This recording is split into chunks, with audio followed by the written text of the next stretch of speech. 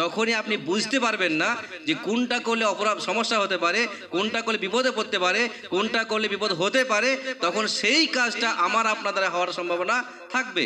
কিন্তু যখন আপনি জানতে পারবেন এটা কারেন্টের তার, এখানে কারেন্ট থাকতে পারে, হাত দিলে যে কোনো বিপদ হতে পারে, আপনি হাত দেবেন না। জ্ঞানের পরিচয় এটাই।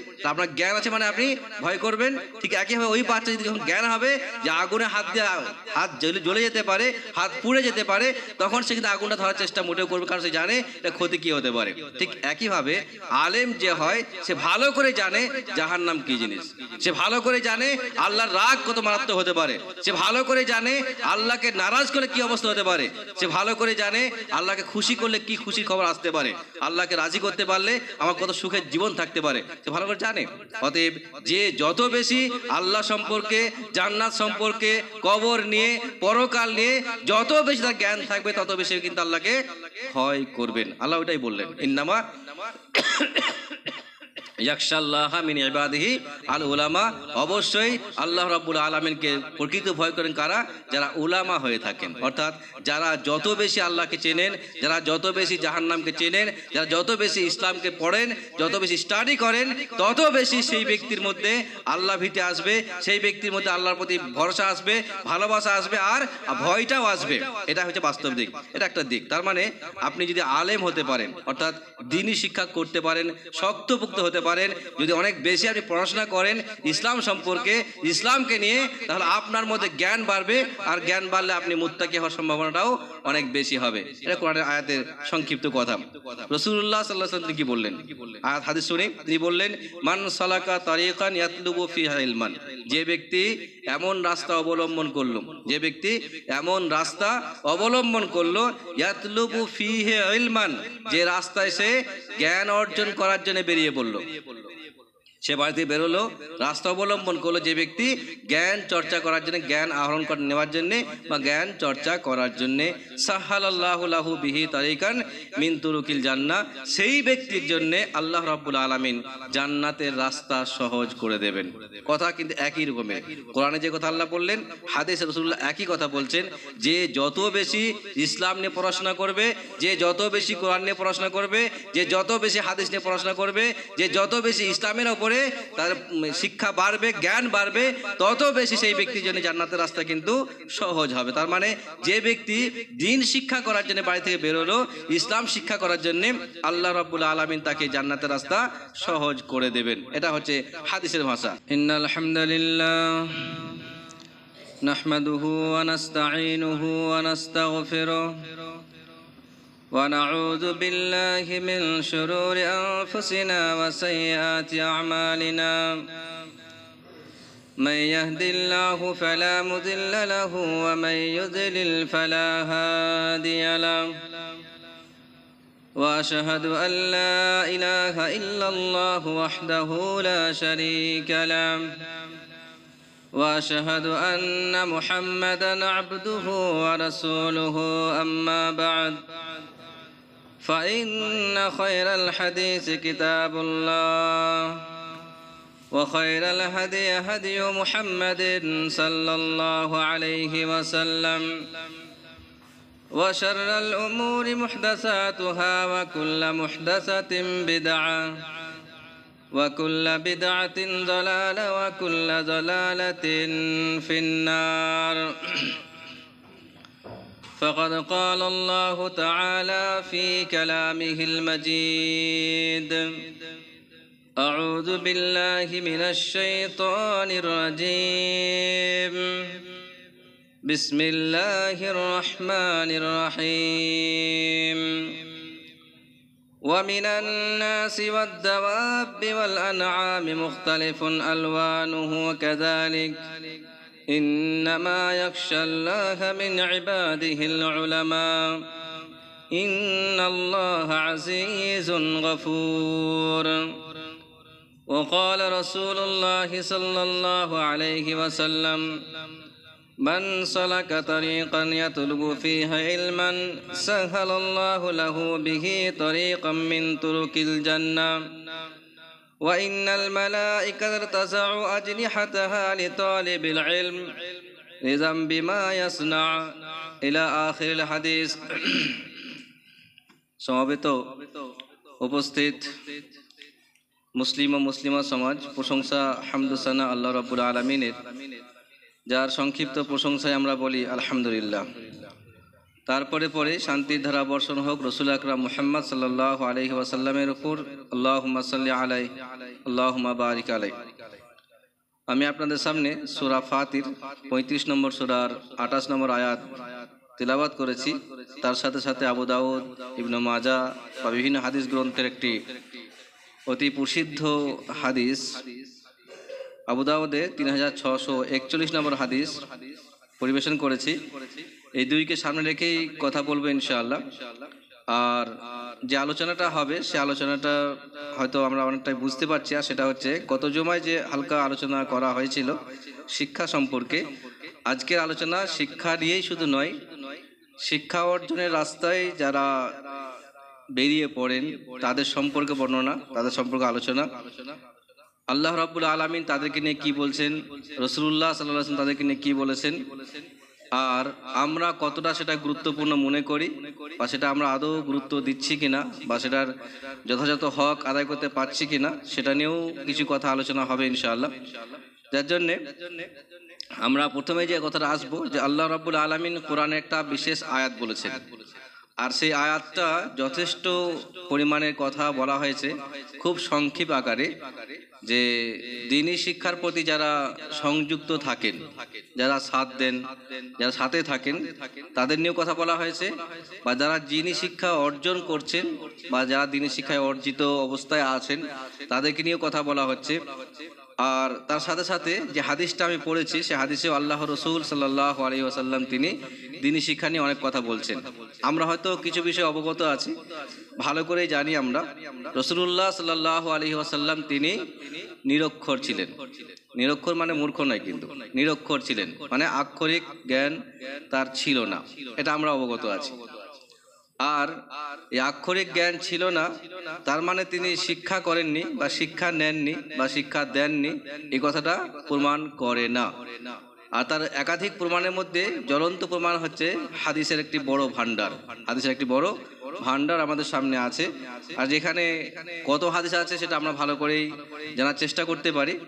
তবে শেষ পর্যন্ত আপনি যেভাবে দেখবেন রাসূলুল্লাহ সাল্লাল্লাহু আলাইহি ওয়াসাল্লাম যে কথাগুলো বলে গেছেন বা যে বাণীগুলো আমাদেরকে দিয়ে গেছেন, সেই বাণীগুলো কালজয়ী বাণী, এবং সেইগুলো কিয়ামত পর্যন্ত মানুষ ভাবতে বাধ্য থাকবে, আর কিয়ামত পর্যন্ত তার কথাগুলো সত্যায়নও মানুষ করতে বাধ্য হবে। এটাই সত্যি কথা। তার মানে হচ্ছে নিরক্ষর তাকে রাখা হয়েছিল, হয়তো এটা আল্লাহ রাব্বুল আলামিনের কিছু একটা হিকমত ছিল, সে হিকমতের বহিঃপ্রকাশ এটাই। কারণ খুব সহজ করে যেটা বললে হয়, যদি তিনি আক্ষরিক দিক থেকে যথেষ্ট জ্ঞানী হতেন, শিক্ষিত হতেন, আমাদের ভাষায় শিক্ষিত আর কি, তো শিক্ষিত হতেন, যথেষ্ট তিনি পণ্ডিত হতেন মানে এই শিক্ষার দিকের লেভেলে, আর তিনি যদি কোরআন মানুষকে শোনাতেন তো সহজেই মানুষ একটা কথা বলতেই পারতো যে ও তো বিরাট শিক্ষিত মানুষ, বিরাট শিক্ষিত মানুষ, পণ্ডিত মানুষ, বানিয়ে বানিয়ে লিখে আমাদের শোনাচ্ছে আল্লাহর নাম দিয়ে, বলতেই পারতো। অতএব যখনই তিনি নিরক্ষর আছেন, যখন তার আক্ষরিক জ্ঞান নেই, তখন এই কথাটা কোনো কার্যকরিতা ভূমিকা রাখছে না। আর আমরা ভালো করে জানি যে কোরআন আমরা পড়ি, যে কোরআন আমরা সাধারণত পড়ে থাকি বা নামাজে পড়ি, সেই কোরআনের যে ভাষাগুলো আছে যদি আমরা আরবি বুঝতে পারতাম তাহলে হয়তো উপলব্ধি করতে পারতাম আরবি কতটা, কোরআনটা কতটা উচ্চ মানের সাহিত্যের একটা প্রমাণ বহন করছে। অতএব রাসূলুল্লাহ সাল্লাল্লাহু আলাইহি ওয়াসাল্লাম সেই দিক থেকে আক্ষরিক জ্ঞান ছিল না, সেই দিক থেকে। তবে যদি আপনি তার জ্ঞানের কথা নেন তাহলে দেখা যাবে তার চাইতে বড় জ্ঞানী পৃথিবীতে না এসছে আর আগামীতে আসবে। সম্ভাবনা আছে? না, সম্ভাবনা নেই। কেন নেই? সহজ করে উত্তরটা হচ্ছে কেন নেই, তার সহজ উত্তর হচ্ছে তার সম্পূর্ণ গাইড হচ্ছে স্বয়ং আল্লাহ রাব্বুল আলামিন নিজে করছেন। তাকে গাইড করছেন কে? আল্লাহ রাব্বুল আলামিন নিজে। আর যাকে আল্লাহ গাইড করবেন তার জ্ঞানের সাথে পৃথিবীর কোনো ব্যক্তির জ্ঞানের তুলনা করার সম্ভাবনা নেই। খুব সহজ কথা কিন্তু। কারণ আমরা আর যাই কিছু বলি, আর যাই কিছু বিশ্বাস করি, মানুষ যাই কিছু কম বেশি বলে, কিন্তু একটা কথা বিশ্বাস করে মনে প্রাণে মানুষ, সেটা হচ্ছে কি একজন স্রষ্টা আছে, একটা স্রষ্টা আছে, আর সেই স্রষ্টার মাধ্যমে আমরা কম বেশি পৃথিবীতে আসছি, আর তার মাধ্যমে আমরা পৃথিবী ছেড়ে চলেও যেতে বাধ্য হচ্ছি। আমরা ইচ্ছা করলেই পৃথিবী থাকার সম্ভাবনা আমাদের কাছে থাকছে না। আল্লাহ যদি না চান, আমরা বলছি আল্লাহ, কেউ বলছেন স্রষ্টা, যে নামে ডাকুক না কেন, কিন্তু মানুষ মানতে বাধ্য কেউ তো একজন আছেন যিনি আমাদেরকে কন্ট্রোল করছেন, আর যার মাধ্যমে আমরা পুরোপুরি পরিচালিত হচ্ছি, যার মাধ্যমে আমরা আজকের এই অবস্থা উঠা বসা করছি, আর যার মাধ্যমে আমরা পৃথিবীতে যেমন এসেছি পৃথিবী ছাড়তে আমরা বাধ্য থাকবো। এতে কোনো দ্বিমত কারণ নেই কিন্তু, কারণ মৃত্যু এমন একটা বিষয় যা কোনো মানুষ বিশ্বাস করবে না, চান্সই নেই, সুযোগই নেই। কারণ পৃথিবীতে এ পর্যন্ত প্রত্যেকটা মানুষ, অনেক মানুষ চেষ্টা করেছেন, অর্থ খরচা করে বলেন, ব্যবস্থা করে বলেন, বিভিন্ন মাধ্যম অবলম্বন করে বলেন, চেষ্টা করেছে অনেক কিছু। সে কী করতে? জীবিত থাকার জন্য, বাঁচার জন্য। কিন্তু বাঁচতে পেরেছে? জি না, বাঁচতে পারেনি, আগামীতেও পারবে না। কারণ এই জায়গাটায় তারা দুর্বল, আর তারা মানতে বাধ্য নিশ্চয়ই কেউ আছেন যিনি এটা কন্ট্রোল করছেন বা আমাদেরকে পরিচালিত করছেন। আর যে আল্লাহ পরিচালনা করছেন, যে আল্লাহ রব, যে আল্লাহ মালিক, সে আল্লাহ রব্বুল আলামিন যখন কোনো ব্যক্তিকে সম্পূর্ণ নিজে গাইড করেন, নিজে শিক্ষা দেন, তখন সেই ব্যক্তির শিক্ষার সাথে পৃথিবীর কোনো শক্তির শিক্ষা মোকাবেলা করা সম্ভব নয়। যদিও বর্তমান সময়ে এই আয় দিয়ে অনেক কিছু কথা বলছি, আমরা এই আয় নিয়ে অনেক কথাই বলছি, তারপরও বলছি তার জ্ঞানের মোকাবেলা এইসব জ্ঞান সবটাই ফালতু এবং মিথ্যা হয়ে যাবে। কারণ হচ্ছে কি, তার জ্ঞানের লিমিট করার সম্ভাবনা আমাদের পক্ষে অবশ্যই না। কারণ আল্লাহ রাব্বুল আলামিন তাকে দিয়ে আমাদেরকে বলিয়েছেন, তাকে দিয়ে আমাদেরকে শিখিয়েছেন, তার মাধ্যমেই আমাদেরকে আজও আমরা আগে বাড়ছি। যার জন্য আমরা মনে প্রাণে বিশ্বাস করি, আমাদের ঈমান আকীদা মজবুত এই দিক থেকে যে আমরা যেটা বলি, আমরা যেটা করি, সেটা বর্তমান সময়ে কোনো মানুষের যুক্তিতে মিলুক বা না মিলুক, যুক্তিতে আসুক বা না আসুক, সেটা যুক্তিযুক্ত। অযৌক্তিক কোনো কথা আমাদের কাছে প্রমাণিত নেই। কারণ ইসলাম কখনোই অবাস্তব কথা বিশ্বাস করে না, অবাস্তব কথা বলে না। আর এটাই সব থেকে বড় মাধ্যম একটা, যে আমরা যে জ্ঞান নিয়ে কথা বলি, যে জ্ঞান চর্চা আমরা করি, তার মোকাবেলায় পৃথিবীর কোনো শক্তি আসতে পারবে না। এটা স্পষ্ট কথা। এখন বিষয় যেটা হচ্ছে, বিভিন্ন সময়ের এক একটা সময়ের এক একটা বিষয় উত্থাপন হয়, অনেক বেশি রমরমা হয়, অনেক বেশি এটা আলোচনা হয়, আলোচিত হয়, তারপরও সেটা সেই মুহূর্তেই হয়, চিরস্থায়ী সেটা লংজিভিটি হয় না, চিরস্থায়ী থাকতে সক্ষম হয় না। কিন্তু পৃথিবীতে একটাই কিতাব, কোরআন, যার মোকাবেলা না আজ পর্যন্ত কেউ করতে পেরেছে, আর না কিয়ামত অবধি করতে পারবে। তার কথাগুলো আজও প্রমাণিত, কালও থাকবে, কিয়ামত অবধি সে প্রমাণ থাকবে, কোনো দ্বিমত এখানে থাকছে না। সেই দিক থেকে আমরা যে শিক্ষাকে নিই বা আমরা যে শিক্ষার প্রতি আগ্রহশীল, আমরা যে শিক্ষায় গুরুত্ব দিই, আর সেটা হচ্ছে ইসলামিক শিক্ষা বলেন, আরবি শিক্ষা বলেন, কোরআনি শিক্ষা বলেন, হাদিসের শিক্ষা বলেন, রসুলের শিক্ষা বলেন। ওই ভাষার কথা বলা হচ্ছে যে ভাষাটা কোরআনের, যে ভাষাটা হাদিসের, যে ভাষাতে আমাকে পৃথিবীর সৃষ্টির সময়ে প্রশ্ন করা হয়েছিল, যে ভাষা দিয়ে আমাকে কবরে প্রশ্ন করা হবে, যে ভাষা দিয়ে কাল কিয়ামতেও একই কথা জিজ্ঞাসা করা হবে। ভাষাটা হচ্ছে আরবি, ভাষা হচ্ছে আরবি। যখন আমরা রুহের জগতে ছিলাম, আল্লাহ রাব্বুল আলামিন জিজ্ঞাসা করেছিলেন, আলাস্তু বিরাব্বিকুম, আলাস্তু বিরাব্বিকুম। আল্লাহ আরবিতেই জিজ্ঞাসা করেছিলেন কিন্তু, যে আমি কি তোমাদের প্রভু নই? প্রশ্ন ছিল আলাস্তু বিরাব্বিকুম। আমরা বলেছিলাম ক্বালু, বা তারা মানে আমরা বলেছিলাম বালা, অবশ্যই আপনি আমাদের রব। আমরা মেনে নিয়েছি অলরেডি, আজও মানছি, আর মৃত্যু অবধি মানবো ইনশাআল্লাহ। কোনো দ্বিমত এখানটায় আমাদের নেই। যে শিক্ষার মাধ্যম দিয়ে, যে জ্ঞানের মাধ্যম দিয়ে, যে ভাষার মাধ্যম দিয়ে আমরা শিক্ষা পাচ্ছি, তার নাম হচ্ছে কোরআন, তার নাম হচ্ছে আরবি, তার নাম হচ্ছে ইসলাম, তার নাম হচ্ছে হাদিস, তারই নাম হচ্ছে মুহাম্মদ সাল্লাল্লাহু আলাইহি ওয়াসাল্লাম। যার মাধ্যমে আমরা শিক্ষা নিয়েছি, শিক্ষা নিচ্ছি, আগামীতে শিক্ষা নিয়ে আগে বাড়বো। আর মুসলিমরা, আমরা মুসলিমরা গর্বিত যে আমরা এমন একজন মানুষের উম্মত, এমন একজন ব্যক্তিত্বের আমরা অনুসারী, যিনি মোটামুটির ওপরে বিশ্বের শ্রেষ্ঠ ব্যক্তি। কোনো মানুষ কোনো দিক থেকে তার মোকাবেলা করতে সক্ষম হবে না, আলহামদুলিল্লাহ। সেই দিক থেকে আমরা 100% বিশ্বাসী, আমাদের কোনো সন্দেহের অবকাশ আমাদের কাছে নেই। তো সেই তিনি যখন কোনো বিষয়ে কথা বলেন, তিনি যখন কোনো বিষয়ে উৎসাহ দেন, তিনি যখন কোনো বিষয়ে আমাদেরকে গাইড করেন, তখন সেটা হবে চূড়ান্ত পর্যায়ে সত্য, এবং তার বাণী হবে চূড়ান্ত পর্যায়ের সঠিক এবং নির্ভুল। আর সেটাই হবে কিয়ামত পর্যন্ত টিকে থাকার একটা বড় মাধ্যম। যার জন্য আমরা যদি মনে করি ইহকালীন সুখ চাই, পরকালীন সুখ শান্তি পেতে চাই, সামাজিক দিক থেকে বলেন, পারিবারিক পর্যায়ে বলেন, ব্যক্তিগত জীবনে বলেন, শিক্ষার জীবনে বলেন, যে কোনো ফিল্ডে বলেন, যদি মনে করে সুখ শান্তি পেতে চায়, তাহলে তার শিক্ষার বিকল্প আমাদের কাছে কোনো রাস্তা নেই। হ্যাঁ, কথা যেটা হচ্ছে এটা মানে এটা নয় যে আপনি ইসলামী শিক্ষা অর্জন করলে, ইসলামী জ্ঞান চর্চা করলে বা কোরআন হাদিস শিখতে শুরু করলে আপনাকে বিরাট বড়লোক করে দেওয়া হবে, মালদার বানিয়ে দেওয়া হবে, ধনী বানিয়ে দেওয়া হবে, আপনি হজ করতে চলে যাবেন, আপনি উমরা করতে পারবেন, আপনি জাকাত দেওয়ার ক্ষমতা অর্জন করবেন। এটা কিন্তু বলা হচ্ছে না, এটা কোনো মতেই বলা হচ্ছে না। আল্লাহকে খুশি করা আমার দায়িত্ব ছিল, রসুলের পথ অনুসরণ করা আমার দায়িত্ব ছিল, মানতে বাধ্য, মেনে যাব, এটাই সত্যি কথা। তাতে উপকার হলেও আলহামদুলিল্লাহ, আর ক্ষতি হলেও আলহামদুলিল্লাহ, কারণ হয়তো এর মধ্যে কোনো ভালাই আছে যেটা আমরা এই মুহূর্তে বুঝতে পারছি না। যার জন্যে রাসূলুল্লাহ সাল্লাল্লাহু আলাইহি ওয়াসাল্লাম একটা হাদিস বলেছেন, ইন্না আসাদ্দাল বালা আল আম্বিয়া সুম্মাল আমসাল ফাল আমসাল। পৃথিবীর সব থেকে বেশি মুসিবতের সম্মুখীন হয়েছেন, বিপদের সম্মুখীন হয়েছেন, সমস্যার সম্মুখীন হয়েছেন কারা?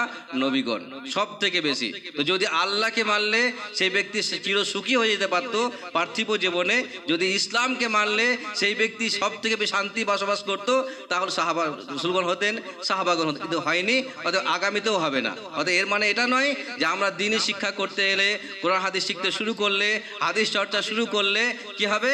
তাহলে আমরা শিক্ষা করলে আমরা চারিদিক থেকে সুখে থাকবো, শান্তি থাকবো, আমাদের বিপদ থাকবে না, অসুবিধা হবে না, অশান্তি আসবে না, এরকম কোনো কথা ইসলাম বলছে না। তবে হ্যাঁ, মানসিক সুখ যদি বলেন, তাহলে অবশ্যই আপনি ইসলাম মানলে মানসিক দিক থেকে আপনি 100% সুখে থাকবেন।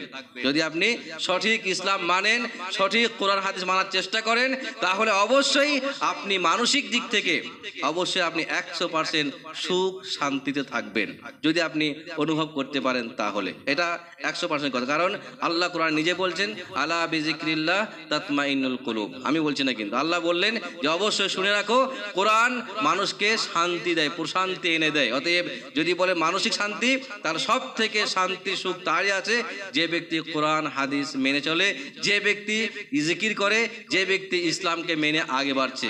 এটা 100%। পার্থিব দিক থেকে আপনি কত সুখে থাকবেন সেটা আপনার বিষয়, কিন্তু আত্মিক দিক থেকে, আত্মার দিক থেকে অবশ্যই আপনি সুখে থাকবেন, এটা সত্য কথা। এখন আমি আসি যে আল্লাহ রাব্বুল আলামিন সেই কোরআনে, যে কোরআনে এত কথা শুনলাম আমরা, বা আমরা জানি যে বিষয়গুলো, সেই কোরআন সম্পর্কে আমরা অনেক কিছু জানি, সেই কোরআন সম্পর্কে আমরা অনেক কিছু জানি। সেই কোরআনে ফাজাইল, সেই কোরআনে মর্যাদা, সেই কোরআনে সম্মান, সেই কোরআনে কতটা সম্মান হওয়া উচিত, সবই জানি। কিন্তু তারপরও আমাদের মধ্যে কোথাও না কোথাও একটা কমি থেকেই যায়, কোথাও না কোথাও একটা অবহেলা থেকেই যায়, যে আমরা কোরআন শিক্ষার প্রতি যথেষ্ট আগ্রহ আমাদের কাছে দেখা যায় না। এমনকি আমাদেরও নেই, আমাদের বাচ্চাদেরকেও দেখাই না আমরা। আর সত্য এটা, গত সময় বলছিলাম যে আমি যেমন তৈরি হয়েছি, আমি যেমন পরিবেশ দিচ্ছি, আমার সন্তান আমাকে দেখে শিখছে। কিন্তু এখন যদি মনে করি আমি শয়তান হলেও আমার ছেলে ফেরেশতা হবে, এটা সম্ভাবনা হয় না। অতএব যদি মনে করি আমরা আমাদের পরিবেশটা একটা ফেরেশতার পরিবেশ হোক, যদি মনে করি আমরা সুখ শান্তির পরিবেশ হোক, যদি মনে করি আমরা ইসলামিক পরিবেশ হোক, তাহলে আমাদেরকে অবশ্যই সচেষ্ট হতে হবে, সাথ দিতে হবে, আগিয়ে আসতে হবে, আর সকলকেই সাথ দিয়ে আগে আসতে হবে। একা মাথায় কোনো কাজ হয় না, একা দ্বারা সম্ভাবনাও থাকে না। বিশেষ করে আমরা প্রায় কথা হয়, অনেকবারই কথা হয়েছে, আজকে আবারও বলে দিই, প্রায় আমাদের কথা হলে আমরা সহজ করে একটা আমাদের তরফ থেকে উত্তর দিই, মানে আমাদের দোষ ঢাকার জন্য একটা উত্তর দিই, সেটা হচ্ছে আমাদের পরিবেশ খারাপ, আমাদের পরিবেশ ভালো না, আমাদের পরিবেশ খুবই বাজে, ইত্যাদি কথাগুলো শুধুই বলা হয়ে থাকে নিজের ভুলটাকে ছোট করার জন্য, নিজের অপরাধটাকে ঢাকা দেওয়ার জন্য, চাপা দেওয়ার জন্য এই কথাগুলো আমরা বলে থাকি। যদি সত্যিকারের কথা হয়, তাহলে দেখবেন, আপনি নিজেই দেখবেন যে আপনার পরিবারটাই ঠিক নেই এখনো, আপনার ফ্যামিলিটাই ঠিকঠাক এখনো ইসলাম মানতে সক্ষম হচ্ছে না। তা আপনি যদি একজন মুসলিম হয়ে আপনি বোঝেন, আপনি শোনেন, আপনি জানেন, আপনি দেখছেন, আপনি চান যে আপনার পরিবেশে ইসলাম কায়েম হোক, আপনি চান আপনার পরিবেশে ইসলামী পরিবেশ তৈরি হোক, তারপর আপনি যদি নিজে ঠিক না হন, আপনার পরিবার যদি ইসলাম ঠিকমতো মানতে না পারে, আপনার সন্তান যদি ইসলাম মানতে সাহায্য না পায়, তাহলে আপনি কাকে আশা করছেন, কাকে দোষ দেবেন আপনি? অতএব কাউকে দোষ দিয়ে নয়, কারো দোষ উল্লেখ করে নিজেকে সব বড় করার চেষ্টা করার দরকার নেই, অন্যের অপরাধ দেখে নিজের অন্যায়কে চাপা দেওয়ার কোনো দরকার নেই। আপনি নিজে ঠিক হয়ে যান, আপনার পরিবার ঠিক হয়ে যাক, খুব আস্তে আস্তে দেখবেন পরিবেশ আস্তে আস্তে ঠিক হওয়ার সম্ভাবনা থাকবে। তার জন্য আমরা আগে আসি যে আমরা প্রত্যেকেই মানসিক দিক থেকে প্রচেষ্টা করি, মানসিক দিক থেকে, শারীরিক দিক থেকে বলতে পারেন, সামাজিক দিক থেকে, পারিবারিক পর্যায়ে আমরা যদি সচেষ্ট হতে পারি তাহলে নিঃসন্দেহে একটা পরিবেশ দেওয়া সম্ভব হতে পারে। আপনারা হয়তো অবগত আছেন বা আপনারা বুঝতে পারছেন নিশ্চয়ই, আমরা যেখানে বসবাস করছি, যে মসজিদের নিচে আমরা জুমাতে আসি, বাকি ওয়াক্তেও নামাজ পড়তে আসি, আলহামদুলিল্লাহ জাযাকুমুল্লাহ খায়রান, আল্লাহ আপনাদেরকে অনেক বদলা দিন। এই মসজিদটা একদম ছিল না, কিন্তু খুব বেশিতে হয়েছে এমনটাও কিন্তু না, আপনাদের সাহায্য সহযোগিতায় মসজিদ হয়েছে, আজকে একটা পরিবেশ তৈরি হয়েছে। অন্যান্য ওয়াক্তে যাই থাক, জুমাতে কিন্তু মানুষ আসেন, শোনেন, বক্তব্য শুনেন, শিক্ষা নেন, একটা সুন্দর পরিবেশ তৈরি হয়েছে। এখানটায় হয়তো আমাদের এই অনেকটাই বড় একটা চত্বর এরিয়া দেখা যাবে যে মা বোনেরা মসজিদে যাওয়ার সুযোগ পান না, সেই সুযোগটা পান। সভা হলেও আসতে পারেন, মাসিক সভা হলে আসতে পারেন, জুমাতেও আসেন, ঈদে আসেন, আসতে মৌকা পান, সুযোগ পান, সেই লক্ষ্যে হয়তো উপরে মসজিদ হচ্ছে, এটা হতে পারে। তো এই যে একটা পরিবেশ তৈরি হচ্ছে, এটা তো এমনি হয়ে যায়নি, আপনার অবশ্যই পরিশ্রম আছে, যথেষ্ট আপনারা সময় দিয়েছেন, পরিশ্রম করেছেন, অর্থ দিয়েছেন, সাহায্য করেছেন, কম কিছু করেননি, আলহামদুলিল্লাহ, অবশ্যই। যার জন্য আপনাদেরকে আল্লাহ অবশ্যই জাযায়ে খায়ের দান করুন, এটা কোনো দ্বিমত নেই। কিন্তু এটাই শেষ নয়, এটাই কিন্তু যথেষ্ট নয়। আমাদের শুরু করেছেন, এখন শুরু হয়েছে, এটাকে বাকি রাখার দরকার আমাদের অবশ্যই আছে। আর সেটা বাকি রাখার জন্যে একাধিক পদক্ষেপ নিতে হতে পারে আর আগে আসতে হতে পারে। যেহেতু কোরআন নিয়ে আমরা কথা বলি, হাদিস নিয়ে কথা বলি, আমরা আমাদের সদিচ্ছা হচ্ছে যে আল্লাহ এবং রসুলের বাণী সর্বত্র ব্যাপক হারে ছড়িয়ে পড়ুক, আল্লাহ এবং রসুলের কথা মানুষ মানতে সাহায্য পাক। আমাদের ইচ্ছা রয়েছে আল্লাহ রাব্বুল আলামিন আমার তার কথাগুলো, হাদিসের কথাগুলো যে আমরা মানুষের কাছে পৌঁছে দিতে পারি, যার জন্য আমাদের পদক্ষেপ নিতে হবে, হতে আরো শক্তপোক্ত হতে পারে। ঠিক একইভাবে যারা আমরা আমলের দিক থেকে পিছিয়ে আছি, আমলের দিক থেকে আমরা পিছিয়ে আছি, তারা কমপক্ষে আগিয়ে আসি। কারণ আমাদের আমল দেখে, আমাদের আমলের যত বেশি গুরুত্ব পাবে, যত বেশি শক্তপোক্ত আমল হবে, তত বেশি আমরা সুন্দর একটা পরিবেশ দেওয়ার সম্ভাবনাও আমাদের কাছে সহজ হবে, ওটা আমরা খেয়াল রাখতেই পারি। এখন আমি আসি, আল্লাহ রাব্বুল আলামিন কোরআনে যে কথা বললেন, রাসূলুল্লাহ সাল্লাল্লাহু আলাইহি ওয়াসাল্লাম হাদিসে কি বললেন, এবং কোনো কথা কি শোনাবো ইনশাআল্লাহ। প্রথম কথা, আল্লাহ রাব্বুল আলামিন বললেন ইন্নামা ইয়াখশাল্লাহা মিন ইবাদিহি আল উলামা, ইন্নামা ইয়াখশাল্লাহা মিন ইবাদিহি আল উলামা, অবশ্যই আল্লাহ রাব্বুল আলামিনকে ভয় করেন উলামা সমাজ। ভুল বুঝবেন না, পরে ব্যাখ্যা দিচ্ছি আমি এখানটায়। কি বললেন? অবশ্যই আল্লাহকে ভয় করেন কারা? উলামা সমাজ। অর্থাৎ আল্লাহ রাব্বুল আলামিনের প্রতি সব থেকে বেশি মুত্তাকি কারা হতে পারেন? যারা আলেম তারা, যারা আলেম তারা। কেন হতে পারেন? খুব সহজ করে কথাটা বললে হয় যে যাকে যার সম্পর্কে যত বেশি জ্ঞান রাখবে, তার ভালোর দিক আর মন্দর দিকে সে তত বেশি অভিজ্ঞতা রাখবে। এটাই সত্যি কথা। কিন্তু একটা বাচ্চা ছেলে, একদম বাচ্চা, হয়তো এই কেবল হয়তো হালকা করে হামাগুড়ি দিয়ে চলতে শিখেছে, তার সামনে আপনি আগুন রেখে দেন, দেখুন সে আগুনটাকে ধরে নেবে। কিন্তু কেন ধরে নেবে সে? কারণ সে বাচ্চা, তার এই জ্ঞানটা নেই যে আগুন হাত দিলে আমার কি অবস্থা হতে পারে, তার অভিজ্ঞতা নেই, তাই সে আগুনে হাত দেবে। এটাই বাস্তব দিক। ঠিক একইভাবে কারেন্টে তার থেকে আরেকটু বড় ছেলে, বড় বাচ্চা ছিল হয়তো, কারেন্টে তার পড়ে আছে, খালি তার পড়ে আছে, কারেন্টও আছে, কিন্তু সে গিয়ে একটু করে তারটা ধরে নেবে। কিন্তু কেন ধরবে সে? কারণ সে বুঝতেই পারছে যে তার না, এটা কারেন্ট থাকতে পারে, এখানে আমাকে শক মেরে আমাকে অসুবিধায় ফেলতে পারে। এই জ্ঞান তার নেই। যখনই আপনি বুঝতে পারবেন না যে কোনটা করলে অপরাধ সমস্যা হতে পারে, কোনটা করলে বিপদে পড়তে পারে, কোনটা করলে বিপদ হতে পারে, তখন সেই কাজটা আমার আপনার দ্বারা হওয়ার সম্ভাবনা থাকবে। কিন্তু যখন আপনি জানতে পারবেন এটা কারেন্টের তার, এখানে কারেন্ট থাকতে পারে, হাত দিলে যে কোনো বিপদ হতে পারে, আপনি হাত দেবেন না। জ্ঞানের পরিচয় এটাই। আপনার জ্ঞান আছে মানে আপনি ভয় করবেন। ঠিক একইভাবে ওই বাচ্চা যদি যখন জ্ঞান হবে যে আগুনে হাত দিয়ে হাত জ্বলে যেতে পারে, হাত পুড়ে যেতে পারে, তখন সে কিন্তু আগুনটা ধরার চেষ্টা মোটেও করবে, কারণ সে জানে এটা ক্ষতি কি হতে পারে। ঠিক একইভাবে আলেম যে হয়, সে ভালো করে জানে জাহান্নাম কি জিনিস, সে ভালো করে জানে আল্লাহর রাগ কত মারাত্মক হতে পারে, সে ভালো করে জানে আল্লাহকে নারাজ করলে কি অবস্থা হতে পারে, সে ভালো করে জানে আল্লাহকে খুশি করলে কি খুশির খবর আসতে পারে, আল্লাহকে রাজি করতে পারলে আমার কত সুখের জীবন থাকতে পারে, সে ভালো করে জানে। অতএব যে যত বেশি আল্লাহ সম্পর্কে, জান্নাত সম্পর্কে, কবর নিয়ে, পরকাল নিয়ে যত বেশি তার জ্ঞান থাকবে, তত বেশি কিন্তু আল্লাহকে ভয় করবেন। আল্লাহ ওইটাই বললেন, ইন্নামা ইয়াখশাল্লাহা মিন ইবাদিহি আল উলামা, অবশ্যই আল্লাহ রাব্বুল আলামিনকে প্রকৃত ভয় করেন কারা? যারা উলামা হয়ে থাকেন। অর্থাৎ যারা যত বেশি আল্লাহকে চেনেন, যারা যত বেশি জাহান্নামকে চেনেন, যারা যত বেশি ইসলামকে পড়েন, যত বেশি স্টাডি করেন, তত বেশি সেই ব্যক্তির মধ্যে আল্লাহ ভীতি আসবে, সেই ব্যক্তির মধ্যে আল্লাহর প্রতি ভরসা আসবে, ভালোবাসা আসবে, আর ভয়টাও আসবে। এটা হচ্ছে বাস্তব দিক, এটা একটা দিক। তার মানে আপনি যদি আলেম হতে পারেন, অর্থাৎ দ্বীনি শিক্ষা করতে পারেন, শক্তপোক্ত হতে পারেন, যদি অনেক বেশি আপনি পড়াশোনা করেন ইসলাম সম্পর্কে, ইসলামকে নিয়ে, তাহলে আপনার মধ্যে জ্ঞান বাড়বে, আর জ্ঞান বাড়লে আপনি মুত্তাকি হওয়ার সম্ভাবনাটাও অনেক বেশি হবে। এটা কোরআনের আয়াতের সংক্ষিপ্ত কথা। রাসূলুল্লাহ সাল্লাল্লাহু আলাইহি ওয়াসাল্লাম কি বললেন?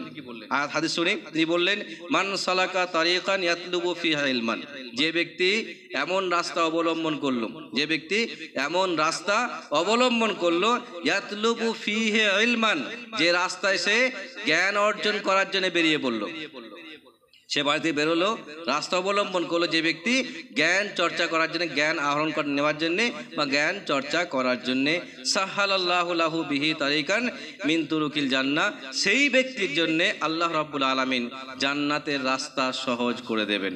কথা কিন্তু একই রকমের।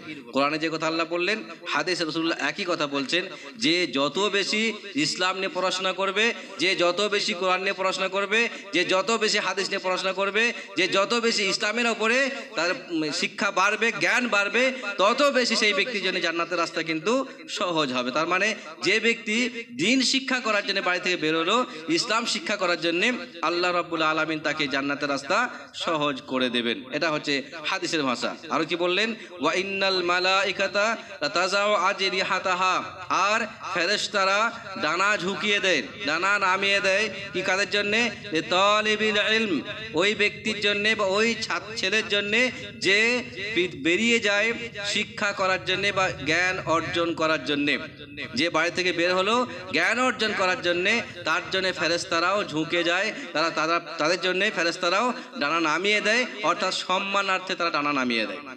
এটা হচ্ছে কথা। ফেরেশতা যেসে নয় কিন্তু, অর্থাৎ যাকে আমরা সম্মান করি, খুব সম্মানের কথা বলি, সেই ফেরেশতারা পর্যন্ত যে ব্যক্তি শিক্ষা করতে বেরোয় তার জন্য এই কাজ করেন। এটা পর্যায়টা কম বেশি হতে পারে, সেটা নিয়ে পরে কথা হবে ইনশাআল্লাহ। কি বললেন? যে ফেরেশতা ডানা নামিয়ে দেয়। আর কি বললেন? ওয়া ইন্নাল আলিমা লা ইস্তাগফিরু লাহু মান ফিস সামাওয়াতি ওয়া মান ফিল আরজ, যে আলেম হয় তার জন্য ইস্তেগফার করে যারা আসমানে জমিনে আছে, যারা আসমানে আছে, অর্থাৎ আসমান জমিনে যত সৃষ্টি আছে, যত সৃষ্টি আছে, তারা সকলেই ইস্তেগফার করে, অর্থাৎ ক্ষমা চায় তাদের জন্য। হে আল্লাহ, তুমি আলেমকে ক্ষমা করো। আল্লাহ রাসূল বলছেন, কি বললেন? যে ফেরেশতা, পৃথিবী এবং আসমানে যতজন সৃষ্টি আছে, সমস্ত সৃষ্টি একজন আলেমের জন্য ইস্তেগফার করে, ক্ষমা চায়। হাত্তাল হিতানু ফিল বাহার, এমনকি সমুদ্রের মাছ পর্যন্ত, এমনকি সমুদ্রের মাছ পর্যন্ত ক্ষমা চায়, মাফ চায়। হে আল্লাহ, অমুক আলেমকে বা আলেমদেরকে তুমি ক্ষমা করো, আলেমকে ক্ষমা করে দাও। আবারও বলছি, যারা যত বেশি ইসলাম নিয়ে চর্চা করবেন, যারা যত বেশি আল্লাহকে নিয়ে চর্চা করবেন, তাদের জন্য এই ফজিলত বলা হচ্ছে। তাদের জন্য ফেরেশতা মাছ পর্যন্ত পুকুর থেকে, সমুদ্র থেকে ক্ষমা প্রার্থনা করে, মাফ চেয়ে দেয় আল্লাহর কাছে। আরো কি বললেন? ওয়া ফাজলুল আলিমি আলাল আবিদি কা ফাজল কামারি লাইলাতুল বাদর, এমনকি তিনি সম্মান দিচ্ছেন দুটি শ্রেণীর ব্যক্তির কথা উল্লেখ করছে এইখানটায়। কি উল্লেখ করলেন? একজন আবেদ, খুব নামাজ পড়েন, রোজাও করেন, বাকি আরো ইত্যাদি আমল তিনি করে যান, যাকে আবেদ বলি আমরা। অনেক বেশি বেশি ইবাদত করেন, ইবাদত গুজার যে ব্যক্তি। আর একজন ব্যক্তি হচ্ছেন আলেম, একজন ব্যক্তি হচ্ছেন আলেম। দুটি পর্যায়, এই দুটি কথা হলে কিন্তু যদি আবেদ না হয়, তাহলে আপনার কিয়াস করেন কি হতে পারে? আবেদ হওয়ার পরে এই অবস্থা, অর্থাৎ ইবাদত গুজার হওয়ার সত্ত্বেও তার অবস্থা এটা যদি হয়, তাহলে যে ব্যক্তি ইবাদত করেন না, তাকে আপনি কোন পর্যায়ে রাখবেন সেটা আপনি দেখবেন। কি বললেন রাসূলুল্লাহ? যে ফাজলুল আলিমি আলাল আবিদি, দুটি কথা এখানে বললেন। যে ব্যক্তি ইবাদত করেন, অনেক বেশি নামাজ রোজা করেন, আর একজন ব্যক্তি আলেম, সেও ইসলাম মানে, দুইজনে পাশাপাশি আছেন। কেমন সম্মান তিনি বললেন? সম্মান তিনি উদাহরণ উল্লেখ করছেন, দুটি উদাহরণ দিচ্ছেন। কি বললেন?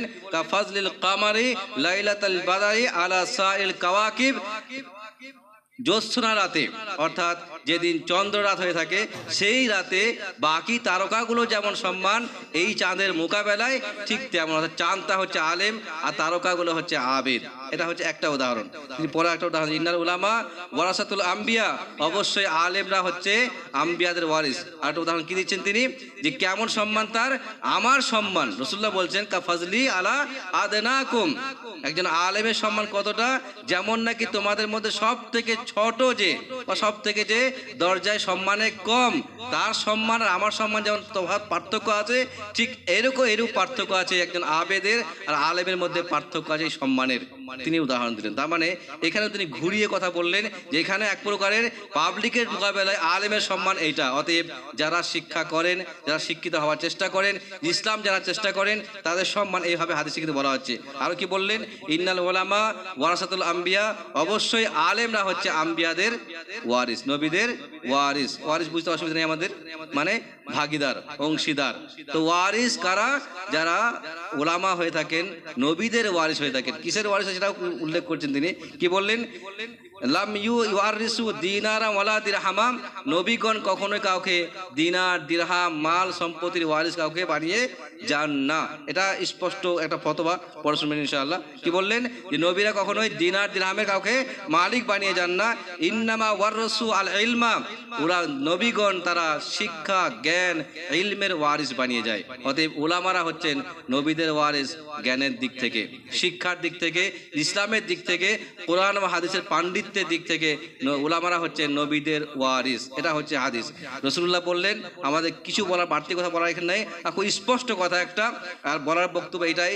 অতএব উদাহরণ তিনি কেন দিলেন, কথাগুলো কেন বললেন তিনি, একটাই উদ্দেশ্য, সেটা কি, যাতে করে তার উম্মত অশিক্ষিত না হয়ে যায়, মূর্খ না থাকে, নিরক্ষর না থাকে, তার উম্মত যেন সামান্য ভুলের রাস্তায় না যায়, অথচ আমরা তারা বিপরীতে চলছি। কিন্তু যাক, এটা একটা দিক ছিল, স্পষ্ট হাদিস থেকে বার্তা পেলাম আমরা। রাসূলুল্লাহ সাল্লাল্লাহু আলাইহি ওয়াসাল্লাম বললেন যে শিক্ষার মূল্য কি হতে পারে। অতএব যত শিক্ষা বেশি হবে, যত জ্ঞান বেশি হবে, তত বেশি সে আল্লাহকে চিনবেন, আর তত বেশি পরকাল চিনবেন, আর তত বেশি ব্যক্তি ইহকালীন আত্মিক সুখ বহন করবেন ইনশাআল্লাহ। আল্লাহ দোয়া করি আল্লাহ আমাদের সকলকেই সমস্ত রকমের ইসলামী শিক্ষায় অর্জন করতে অভিযান করেন এবং সব রকমের গুমরাহি থেকে আমাদেরকে আল্লাহ রক্ষা করেন। আমিন।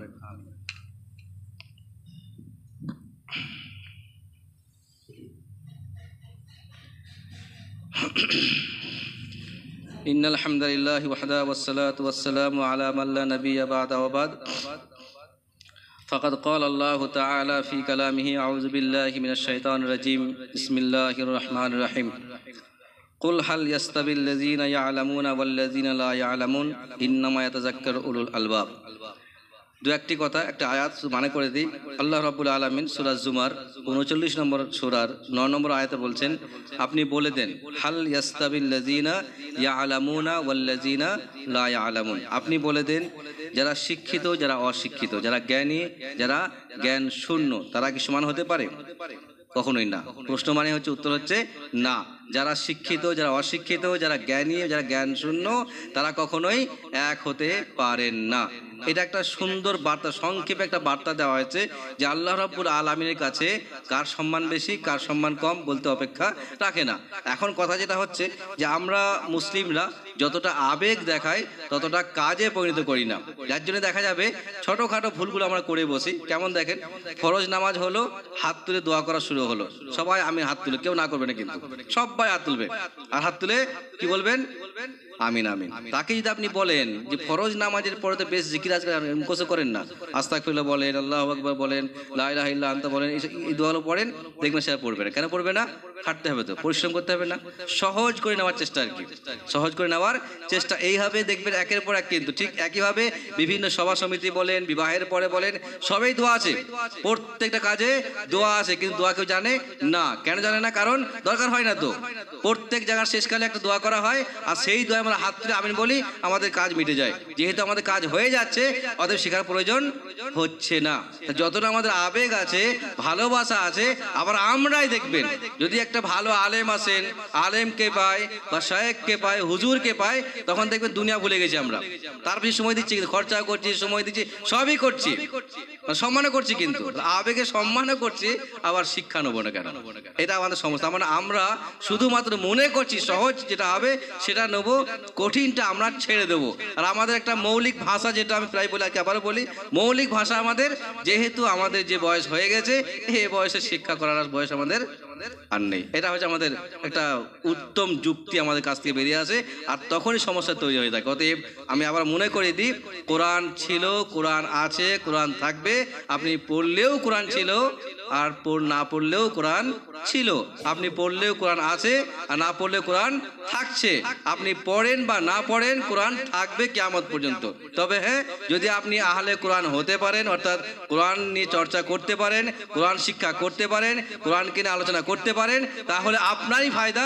কোরআনের কোনো যায় আসে না, কিন্তু কোরআনে কোন যায় আসে না, আসে যায় কোন দরকার থাকে না। কিন্তু আপনি শিক্ষা করেন, আপনার সম্মান বৃদ্ধি হবে। কোরআন একটা কিতাব, যার মাধ্যমে আল্লাহ কোরআন হাদিসে বলছে, কি বলছেন, এটা এমন একটা কিতাব যার মাধ্যমে এক শ্রেণী মানুষ সম্মানী হয়, আবার এক শ্রেণী মানুষ অসম্মানের পাত্র হয়। অতএব আপনি কোনটা হবেন?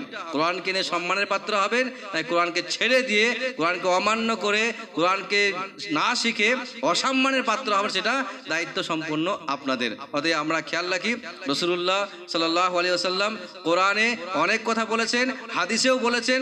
অতএব সেই কথাগুলি আমরা মানতে পারি, যেটা আমরা শুনলাম, আগামীতে আরও শুনবো ইনশাআল্লাহ। অতএব আমাদের উচিত কোরআনের প্রতি মূল্যায়ন করা, কোরআনকে সম্মান দেওয়া, কোরআনের গুরুত্ব দেওয়া, আর কোরআনকে যথাসম্মান দেওয়ার চেষ্টা করা। আল্লাহ দোয়া করি আল্লাহ আমাদের সকলকেই কোরআনের প্রতি যথেষ্ট পরিমাণে সম্মান দেওয়ার তৌফিক করেন, এবং সব রকমের অবহেলা অনীহা থেকে রক্ষা করেন, এবং ইসলামের শিক্ষার প্রতি আমাদেরকে আগ্রহশীল হওয়ার তৌফিক দান করুন। আমিন। আকুলু কাওলি হাযা ওয়াস্তাগফিরুল্লাহ লি ওয়া লাকুম ওয়া লিসাইরিল মুসলিমিন। আমিন। আসসালামু আলাইকুম।